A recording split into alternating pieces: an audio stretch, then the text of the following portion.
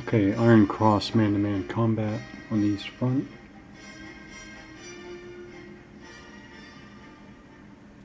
German reaction movement in scenario 4 Tula of Iron Cross by 3W. I'm going to go through some commentary. Basically, I've done the first half of the Russian player turn of the first game turn. So I'm going to try to remember all my commentary here. So I started this play session with the morale phase, which again is both players, but in this case there are no pins or suppressions to take care of. So we still have hidden movement, which I haven't shown hidden movement yet. What do they call it? Revealing hidden units, I mean. And the third big thing to do in this phase is to select machine gun modes. So I put this marker, number 1 marker here, to remind me, yeah, the medium machine gun, the Russian medium machine gun right here, set up in this very centrally located in this multi-hex building, on the end of a multi-hex building, in an improved position. But I just double checked that it's machine gun mode is what I want, which is, I still think spray mode is a good one for a general defensive position, especially if you don't have, like here, you don't have long fields of fire or long, or I should say, you don't have clear fields of fire.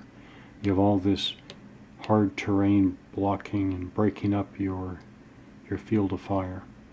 So I think spray mode is a good one to stay in, I think. Alright, to here, yeah. This is to remind me, number 2 here is remind me that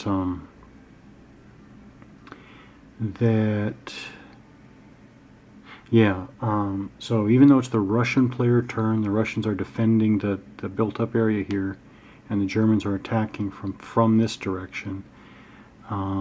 With that general situation, when the Russians have their first support fire phase of their first player turn of the game, they didn't have any fire, and I don't think that that's surprising, because I think that the Russians want, and I think it's a good idea to wait and actually use the movement, or the fire that will stop movement. So basically kind of like interdiction, in a sense. But yeah, basically just, it seems like the support fire phase is like support by fire in the military, in the U.S. military. It's support fire phase seems to be more for the attacker, not as much for the defender. But that's what I saw. Why waste fire?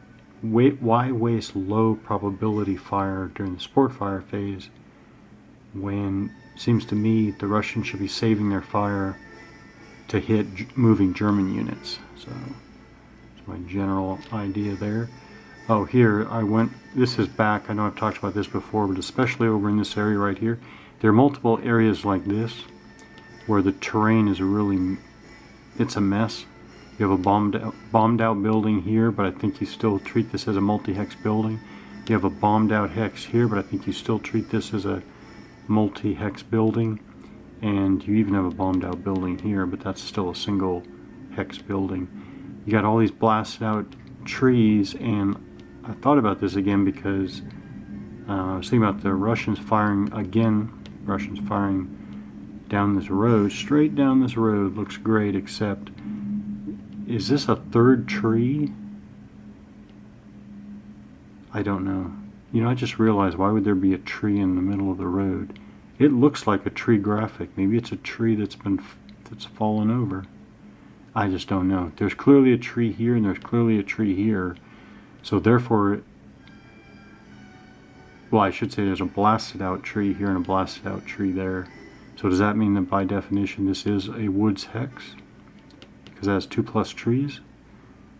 But then again, is there a third tree? Because again, as I've mentioned before in earlier videos, you count the number of trees in a hex is a modifier as well, independent of if there's 2 or more trees treating the whole hex as a woods hex. So anyways, I don't know. It's just, it's not the clearest map graphics, but it is what it is. Okay, here, yeah, here I'm wondering, this is interesting. So, okay, real simple, although I didn't see, I guess they're easier on the back side with the white writing. So this is clearly an AT gun. It has an anti-tank factor.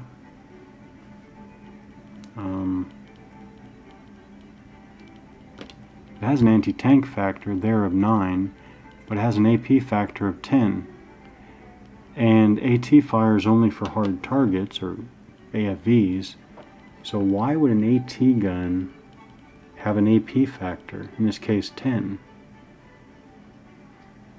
And then I was thinking, maybe is the 10 AP factor to account for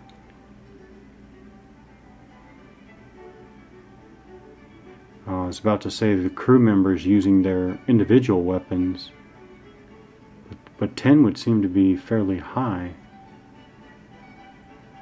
Huh. You know, I don't know. Why does an AT gun have an AP factor? Is my bottom line question. This came up when the Germans were moving in reaction movement phase. Reaction movement phase. So now the Germans are basically, in simple terms, are taking a half move. That's what all this movement over here is. This is this is German reaction movement during the Russian player turn. But yeah, when the Germans move up into this multi-hex building, they're in the field of fire of the AT gun. So I'm thinking, yeah, I don't know. Seems odd. Why does the AT gun have an AP factor? I don't know. 5 over here. Yeah, as the Germans moved up over here, which by the way, the Germans made every single movement roll. So you can have those instances where you get all of the movement that you wanted. But I put a reminder here because I don't know why I set this soldier here in the corner of this multi-hex building, looking out this way with field of fire over here to the hill where the Germans are now, and I put an MP soldier there, soldier armed with an MP weapon. Specifically in game terms, that is a Russian PPSH 41 7.62 millimeter machine pistol. So I put a machine pistol infantryman there in the corner of the building. I should have given more thought to that. Put the soldiers in the right place given the weaponry and equipment and capabilities that they have. I mean, I could have left the MP soldiers inside larger buildings. I also could have simply broken up.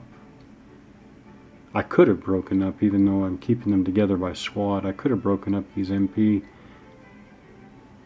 armed soldiers to different squads. Yep, so I just noted that.